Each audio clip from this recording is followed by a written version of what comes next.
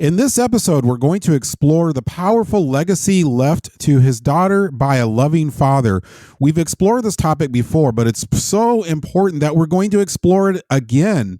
Get ready to hear some amazing and inspirational stories about how a father changed a daughter's life and became a driving force behind her success, and how you too can have the same drive and the same legacy experience. So don't go anywhere. Before we begin, I'd like to thank our proud sponsor of this episode and the Fatherhood Challenge, Ingenious Prep.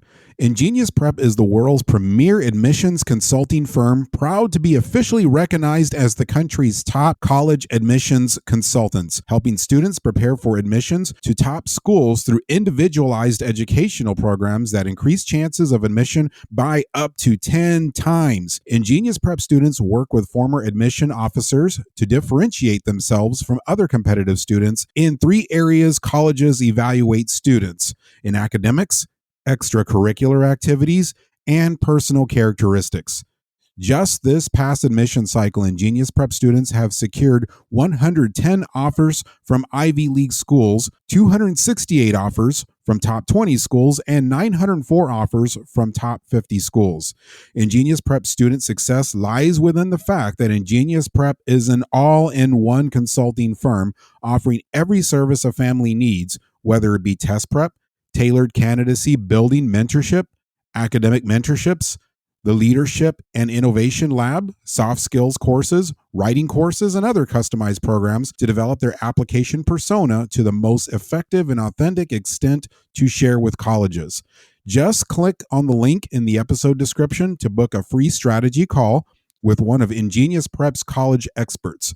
Or you can visit ingeniusprep.com, that's ingeniusprep.com, and let them know you came from the Fatherhood Challenge. Welcome to the Fatherhood Challenge, a movement to awaken and inspire fathers everywhere to take great pride in their role and to challenge society to understand how important fathers are to the stability and culture of their family's environment. Now, here's your host, Jonathan Guerrero. Greetings, everyone. Thank you so much for joining me. My guest is Lenora Edwards. Lenora is a Tedx speaker who helps people correct negative self-talk and self-sabotaging behaviors to achieve holistic wellness and personal empowerment. She's also a speech language pathologist. Recently, she's created a journal to help fathers connect deeper with their daughters, and we'll talk more about that later in this episode. Lenora, thank you so much for being on the Fatherhood Challenge once again. Thank you so much for having me, Jonathan. It is always a pleasure to spend time with you and to especially talk about the incredible mission fathers are on and the one that you're helping build and cultivate. I love the earlier episode that we did together. It was some time back, but it was a powerful one that we did on helping fathers to recognize signs of developmental disorders or even growth. And that was one of those rare topics that you don't see a lot of people talking about, and you provided so much expertise on that. And now you're going so much deeper than that into connection, into helping fathers connect. So I really would like to explore your own story in this journey. So I'm curious to know your earliest memories. What are your earliest memories of your dad?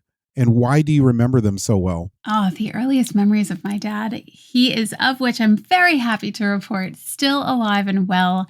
And my dad has just been a phenomenal father figure throughout my entire life. And I always remember him being extraordinarily gentle and kind. And my earliest memories, oh goodness, I have one of those memories that I can remember, getting picked up out of the crib and just a lot of really happy memories. I remember him holding me and guys, I'm talking a good probably 10 months, 11 months old that I can just capture these pictures of his face in my memory. Yeah. Why are these memories so strong? I mean, remembering all the way back to when he was picking you up out of the crib. What was it about those memories that have made them last all the way to this day to where you can remember them so clearly? I remember very vividly it was his intention, but also his eyes. He was very, very present when he was holding me or when he was holding my sister.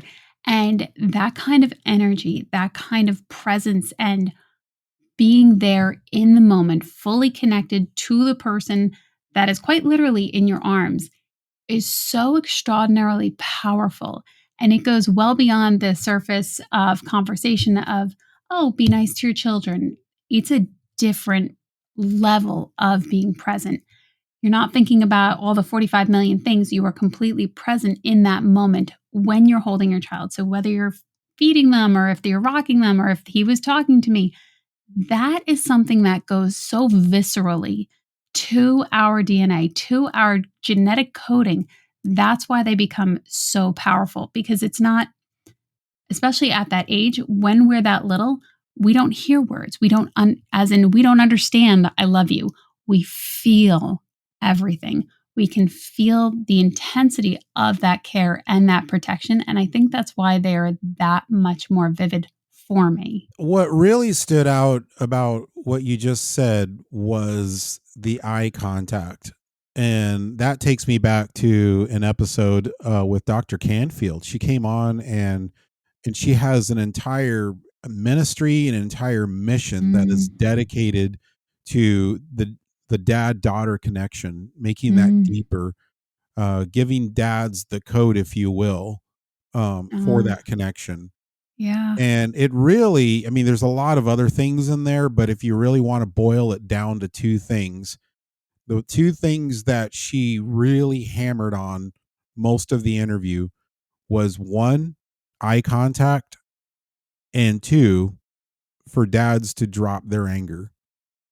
Oh, that's a good one. Especially with daughters. So yeah, if you have a toddler and she goes around the house and you walk into the house or you walk into a room and the whole wall is full of crayon markings and she's painted and drawn all over the walls and the room is completely a wreck, and the first thing you want to do is rage because you've been busy all week, you're tired, and all you see is a lot of work, a lot more work that shouldn't have happened, and you just want to rage. And those are the moments she's talking about. Yeah, because that's really powerful. Yeah. that can have a lasting impact, not just in the memory of remembering the event, but our bodies store memory of events in various ways, and you can do a lot of damage. And Very so much so.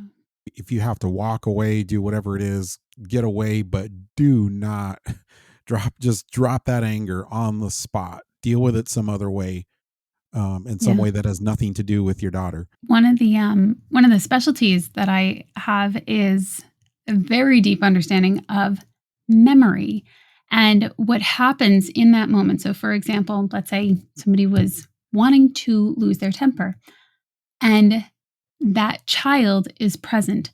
What happens to that child is it's a moment that can often become a moment of overwhelm to that child, and how it imprints on that child is very specific to that individual. So, for example, how you experienced overwhelm as a child is very different how then I experienced overwhelm. So it's very, very personal.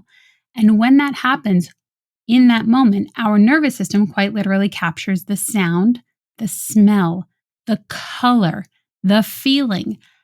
All these characteristics that are present in the environment, capture it and then store it in our body. And our body is designed to do this. And it also will perceive it quite often as a threat. So it'll remember, don't let this happen again, which is a great thing. We're designed that way. It's a protective mechanism. But also what can happen is other things that are associated with this can result in that individual then learning different things and holding on to different things, all because of this event of anger. Now, that being said, the adult that released that anger is also needing to tend to their emotional regulation and find ways to process that anger. And a lot of the time we think like, oh, I can't be angry about this. No, anger is a good thing. It's how we are wired to feel these emotions. How we release it, how we process it, how we clear it from our body is the key. And we're not taught how to do this. These are things that we have to learn, or unless you work with specialists who are quite literally trained to say, okay, let's get this anger out in a safe, confined way, as in not at the detriment of your daughter let's talk about this in another space where you can safely get this energy out and you can tend to your nervous system to help you regulate so that you're not taking your pain and putting it on your daughter, which would definitely happen in that moment. Yeah, you aren't just going to get rid of that anger. It's not, I mean, you aren't going to just ignore it and just put it away and then keep it away. I mean, that's not healthy. It has to come out somewhere. But you're talking about being very deliberate that, first of all, that's happening. I am angry. This is making me really angry. But being so conscious of it that you can say to yourself, I have a choice here. Okay, I'm very well aware if I let it out here, that's going to yield consequences I don't want for my daughter, for anyone else. This is not what I want. It's got to come out. I have a choice. I'm not going to let it out here. Here's some other very constructive and safer ways and healthy ways where I can let it out, because it does have to come out. Completely. And I think a lot of the time we at least, it's 2024. Thank goodness we have other ways of understanding our emotions. We have a deeper knowledge and a deeper understanding of saying, hey, okay, I've seen other people stuff their emotions down and I've seen what it has done to them over a period of time. I don't want to be like that. I've also seen people release their emotions on anyone and everything, and I don't want to be like that either. So now our next step is to find ways to process our emotion and to let it out of our body. We don't want to stuff it down. We don't want to unleash it on anyone. Just like you said, finding ways that are helpful and effective and get that emotion out of your body. That's the key. Another powerful consequence of how you react during those moments like that, and all through the rest of your daughter's life, is because it will have a direct impact on, and we'll explore this probably later in the episode, but it will have a direct impact on the mate that she chooses. Because she will pattern that after, somebody who is, my dad was verbally abusive. This is all I know. This is what men are. And this is apparently what I need in my life, or the way it's supposed to be. Or my father was kind, loving, and nurturing. He taught me self-respect, and he respected me and treated me with love and respect. So he would expect nothing less of anyone I choose, and I don't want anything different because this is what I've known and grown up with. So I would expect that from a future mate. So it has that implication all the way from when they're just a baby, and then the eye contact is, wow, that's the one thing that you remember is so strongly, is the eye contact. Yeah. Absolutely. Yeah. And not onto what you were saying, that they might choose a mate like that, but they might also then behave that way. So, really understanding that your child is growing up you are cultivating constantly the environment that your child will be in for the rest of their life until they're 18, and they can then say, okay, well, let me make a different decision. So wanting your child to grow up in a loving, safe, kind space helps them build those neural pathways that say, oh, this is something that I want for myself. Or if they're growing up in a very volatile space, they're building those neural pathways that say, this is what life is. So whichever way we go, we're picking it up from our environment. We're modeling it. We're seeing it. We're engaging with it. That individual, come 18 years old, they then make decisions for themselves. But that's what you're sharing with them. And what else do you want to share with them? Share the good stuff with them. And also, even in those moments of anger, and you as the father step out, you go release anger, you process it. You can always come back to it and say, this is what I wanted. This is what would have been a better situation. I would have liked you to not draw on the walls. We want to be kind to our things. This is why it's important. And talk about it. Don't stuff it under the rug. Don't say, oh, no, it's fine, when it wasn't fine. Allow these conversations to happen, and happen with integrity, and happen with a level and an approach that they understand, but also they're hearing you and they're saying, oh, okay, I can follow that simple direction. And yes, there will be times for repetition, but you're cultivating that. And that's a great thing. Tell me about a time when you were absolutely at your lowest point and your dad helped you recover. Oh, man. When I was in 6th grade, math was awful. School was terrible for me, absolutely terrible. And it was one of those things where, I'm 12 years old. I am crying on my bed. And I'm not just crying. I'm doing that really ugly cry where you're sobbing hysterically. You can't catch your breath. And rather than saying, you shouldn't be feeling like this, you should be doing better in school, my dad just sat with me. He's like, yeah, it's tough. And that's all he did. He just sat with me and he listened.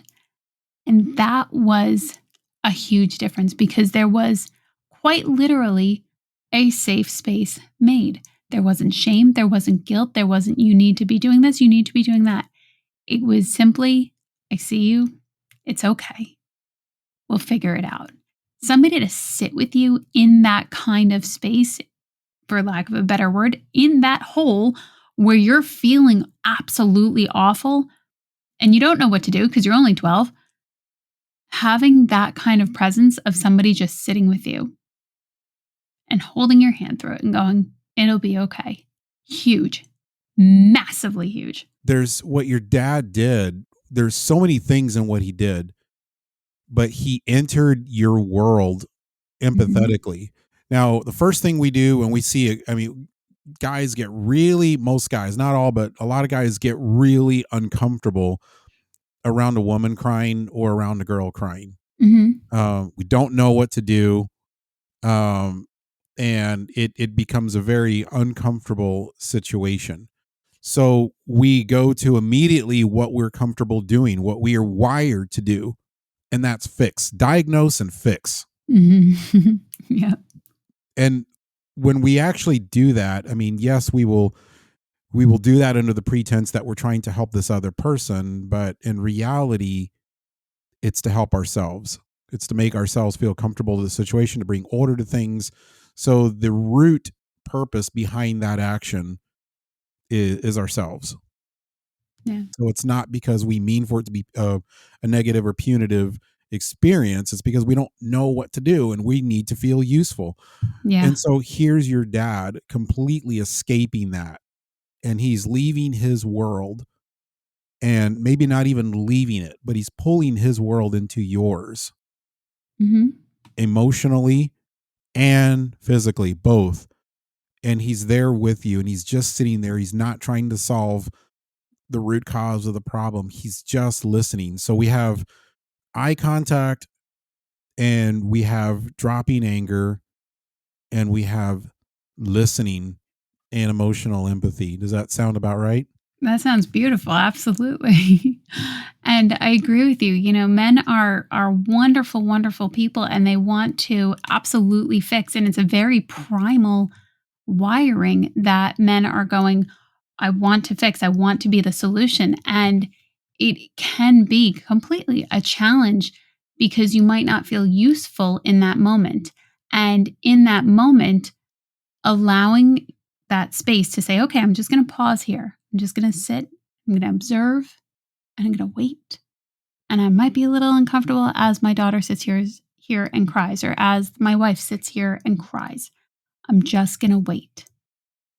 And then as you're doing that, even whenever it feels right, the question you can ask, especially if this is your wife and you're in the situation, do you want some help right now, or do you want me to just listen?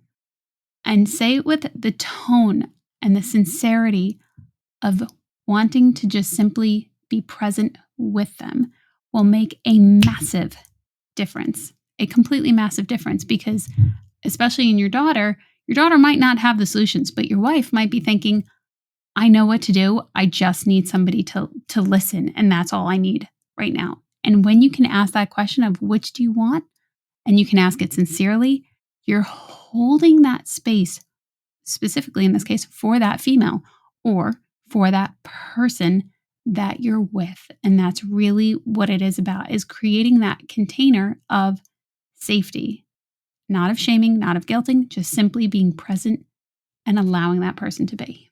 Let's talk about the teenage years. What do teenage daughters need the most from their dads, and how did your dad meet those needs? Oh man, I was not somebody who dated much.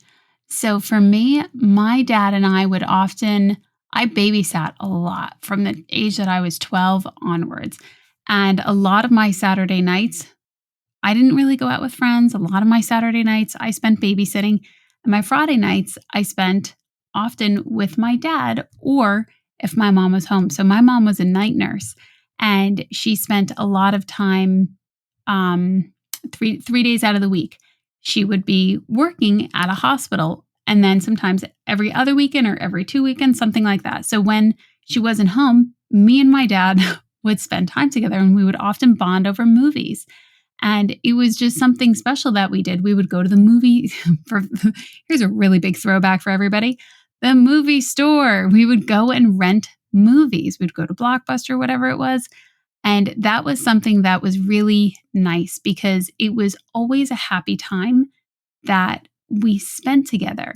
And specifically when I was a teenager, we started getting into like PG-13 movies, but PG-13 for me was what he also found entertaining, and they were a little engaging. And I remember thinking, even as scary as that movie was, nothing bad could happen because Dad was there.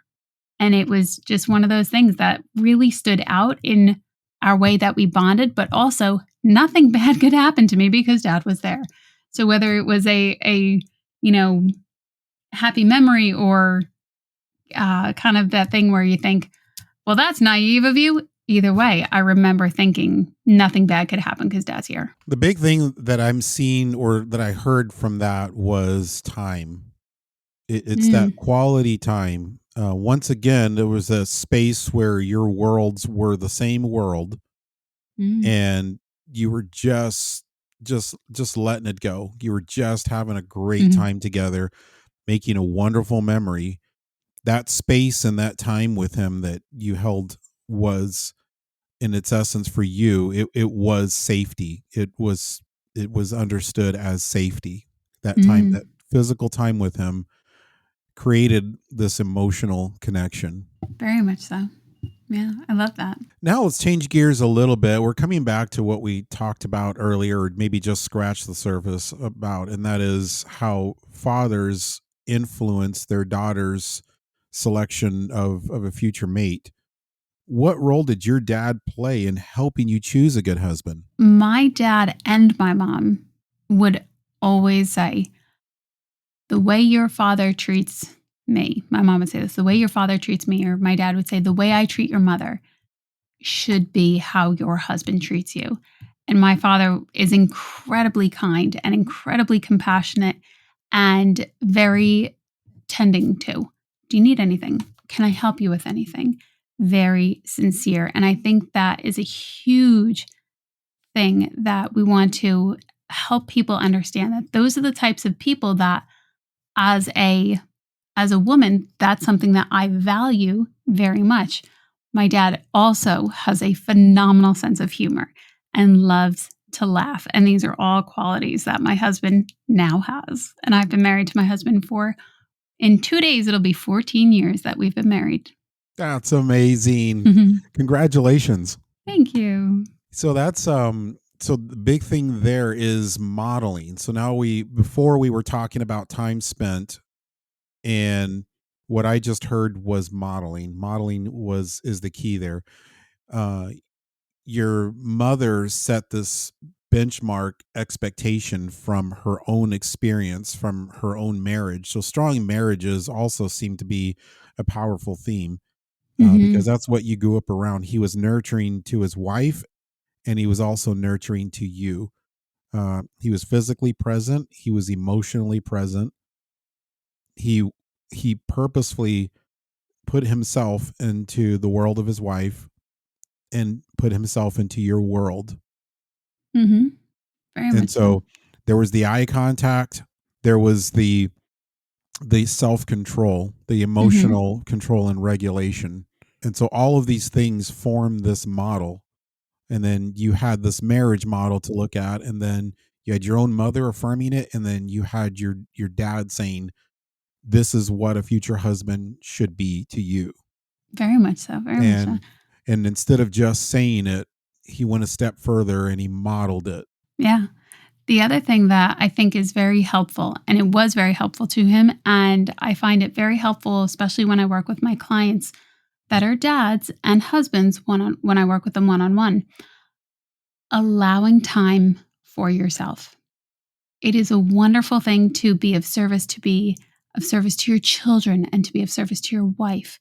It is also a wonderful gift to be of service to yourself and take the time that you need to take care of yourself, whether it is I need to lay down for 20 minutes, whether it is I need a workout, whether it's I need a break and I'm going to go for a drive. Whatever it is for that individual is incredibly important, because that is also when we give permission for ourselves to do that, to take those breaks, to take those pauses, to care for ourselves in the way that only we can care for ourselves.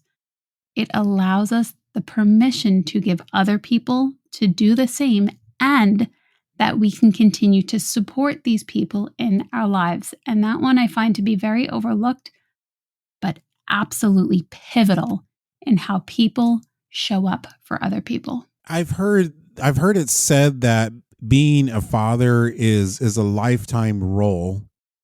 How has your dad impacted your life even now as an adult? Oh goodness. My dad is, when he's now retired, when he would work, we used to have quick conversations in the morning, and it was maybe 3-5 minutes. Hey, how are you doing? Oh, I'm thinking about you. And if I don't get to talk to him, we'll send a quick message thinking of you. And I think that has truly helped me as an adult, because I love getting those text messages. I love hearing from him, but I also love sending them and sending a message that says, hey, thinking about you, or calling, hey, how's your day? And it's a reminder that also this person has cared for me, and this person has cultivated these very specific characteristics that I love about myself that I get to share with the world. And it's a beautiful reminder that this person is still here and still takes amazing care of himself and his family, even though I'm now 39 and I don't live at home anymore. And it's really cultivated our relationship. He kept those qualities and he enhanced those qualities, and he continues to bring them forward in every area of his life. That kindness, that compassion, that humor, and all these wonderful things that he is. Okay, I've saved the best for last. I'm really, really excited about this. You've created a journal that fathers and daughters can work together on. Tell me more about how dads can find it. So dads can find this journal through my website, and the link will absolutely be attached to yours. And this is a journal that came from my clients that I have that are fathers, and they often tell me they want to build certain characteristics with their child, and they're not too sure how to do that. And in this journal, I had created it with children in mind. So as you mentioned, I am a speech language pathologist, and I think about language a lot. And I work with children, and children that are 3 years old, 4 years old, are not the best writers yet, and they don't quite have those skills. But the journal that I created is for fathers and their children to do together. And it's a beautiful thing because fathers can write in it if they need to, but more importantly, their child can draw in it, or their child can write in it. And it's a great way to connect at the end of the day. And in this journal, it says, what made me smile today? And you get to talk with your little one about what made them smile that day. They also ask, or in this journal, it also asks, I'm proud of myself. And you get to ask your child, what are you proud of yourself? And encourage them to ask you the same thing. This isn't just a one-way journal. And you can say, oh, what should I be proud of? Or, oh, what are you proud of me for? Having these conversations, making little notes about them are so, so important. Another one is the activity that I enjoyed today. So you can write down what you did, whether it was play Barbies together, or if you built blocks together, or if you went for a walk, whatever it might be. Tomorrow, I'm looking forward to such and such. And again, whatever it is for that person or whatever you're engaging in together. And another is, what are the challenges that I face today? And I love that because we want to really look at challenges as something that we can overcome. And it's very specifically challenges I overcame today. Letting them know that they can't ride their 2-wheel bike yet and that they have their training wheels is okay. Letting them understand that there are certain things that they can't do yet. They can't cross the street by themselves yet, or they can't put something on, they can't tie their shoes by themselves yet. It's okay. They're getting better at it. And drawing their awareness that says, challenges I overcame, another is something I'm still working on, is a great thing because it really allows them to build that awareness of, what am I doing well? Where am I getting better? And what is something that's really, really cool that I got to do today? And we even go as far as talking about how their mood was. Maybe they were sick that day. Maybe they were super energetic. We also ask about the weather in this journal. And it really helps cultivate that day, allowing you to really come present, to really be present in that moment about that day with your child. And it's about 100 pages long. And the nice thing is you can download it for free. You can send it over to Staples. They can spiral bind it. And there you have a journal that you two can do together, that you cultivate these skills together, and you build that resiliency, and you build that awareness, and you build that kindness together, and you keep that conversation going. I keep thinking way down the road, this journal can be a physical, tangible piece of evidence of a legacy that you're leaving as a dad. It's a legacy, that a physical legacy, or example, or a evidence of the legacy that your daughter can always carry with her and always have all of her life, and one that you have as well. And your memories are shared in this book and these connected experiences. So that's why I'm so excited about this. I love that. Thank you. So Lenora, how can dads listening now connect with you with any questions or to get help with bonding with their daughters? They can visit my website, and I'm sure the links will be down below. And it is DTB Horizons, and it stands for Determined to Be Horizons. So whatever horizon you're wanting to accomplish, whatever you're wanting to do, that is my specialty. That's how I help people. And if you go to thefatherhoodchallenge.com, that's thefatherhoodchallenge.com. If you go to this episode, look right below the episode description. The links will be posted there, as well as the links to the journal.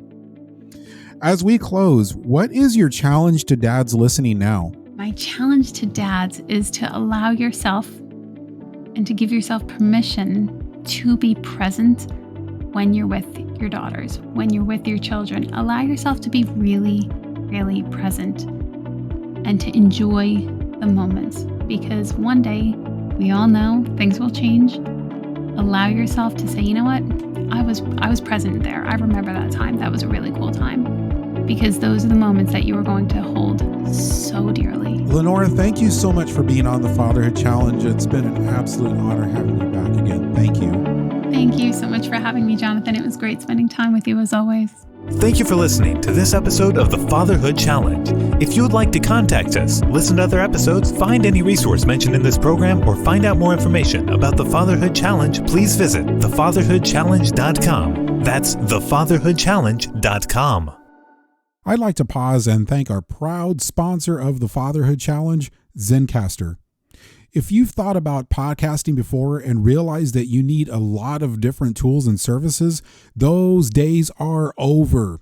With Zencastr's all-in-one podcast production platform, you can create your podcast all in one place and distribute to Spotify, Apple, and other major destinations. But the reason I personally use and trust them with the production of this syndicated radio program is their professional broadcast quality sound. There is no better time than now to start your podcast using Zencastr for all your needs.